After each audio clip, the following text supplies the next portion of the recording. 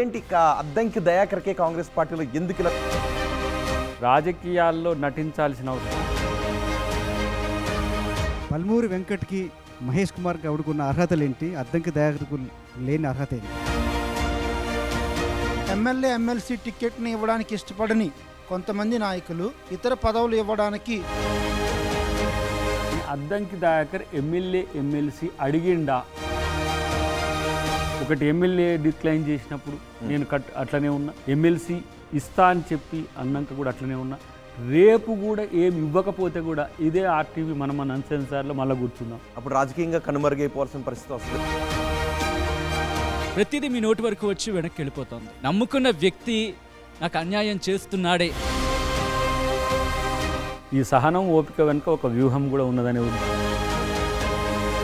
మీ వెనకాల స్ట్రాంగ్గా పిల్లర్గా నుంచున్నారా? కాంగ్రెస్ పార్టీకి అద్దంకి దయాకర్ సపోర్ట్ కావాలా లేదా మీకు కాంగ్రెస్ పార్టీ సపోర్ట్? కాంగ్రెస్ ప్రభుత్వం 6 గ్యారెంటీల అమల్లో విఫలం అవుతోంది. 6 నెలల్లో ప్రజలు తిరగబడతారని చెప్పి నాకు కేటీఆర్ అంటున్నాడు. మనోన్ని కొంచెం స్లోగా ఉండమనండి, 100 రోజులు కాలేదు, జర దూకుడు.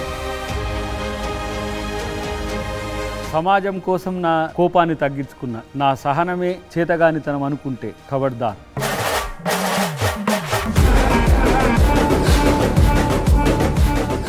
I'm prince in the Congress.